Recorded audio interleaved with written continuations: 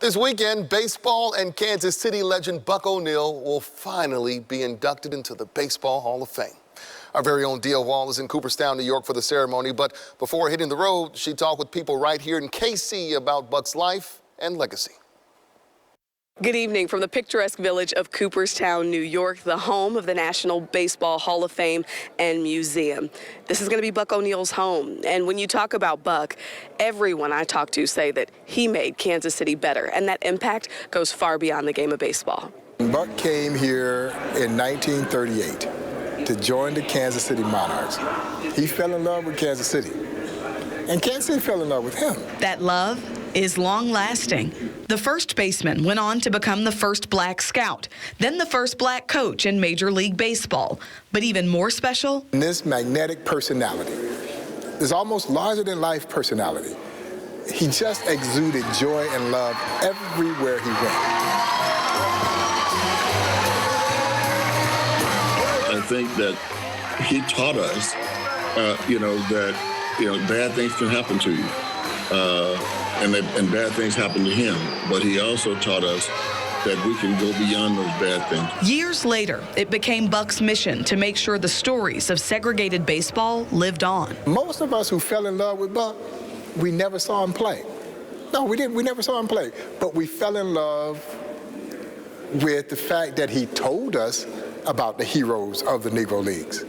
And he almost made you feel like you were there. The Negro Leagues Baseball Museum at 18th and Vine is a cornerstone of his legacy. His view was, and he was right, that the great baseball players that played in that league deserved to be in the other Hall of Fame. And thank goodness Buck ONeil is now finally going into the Hall of Fame. He should have gone into a couple of decades ago. Only anyone who knew him knows what old Buck would say to that. No. I was right on time. If my picture of heaven is any way correct, I can see Buck saying, I told you, the Buckster is always on time. His death in 2006 marked a local and national day of mourning. He was an extraordinary man, and I think represented an extraordinary group of men. He loved baseball, and he loved life, and he loved people, and so he will be missed. We opened the doors,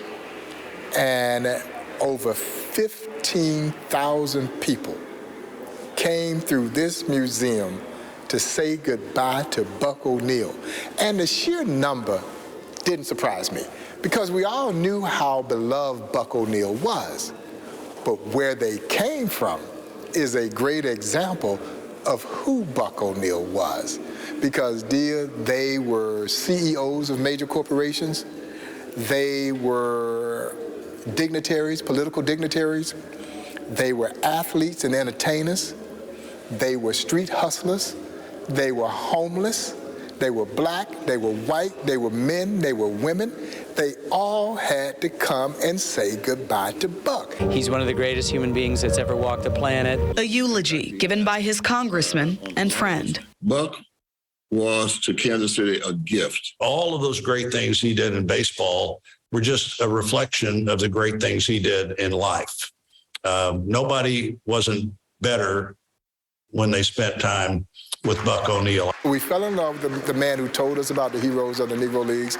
We fell in love, I think more so, however, with the man who so beautifully and vividly demonstrated to all of us that you could indeed get further in this life with love than you could with hate. He just meant so much to this city. And he, like I said, he loved Kansas City, and Kansas City loved him back. And it just warms my heart that here we are now, almost 16 years later, and people haven't forgotten Buck. And I don't want them ever to forget Buck ONeil. The greatest thing in all my life is loving you. After all the outrage when Buck ONeil did not get into the Hall of Fame back in 2006, Major League Baseball created the Buck ONeil Lifetime Achievement Award and erected a life-size bronze inside the Hall of Fame right behind me. To this day, Buck ONeil is the only player to have a life-size statue inside the Hall of Fame that he will call home this weekend and forevermore. Can't wait to bring you more coverage. For now, in Cooperstown, I'm Dia Wall, KSHB 41.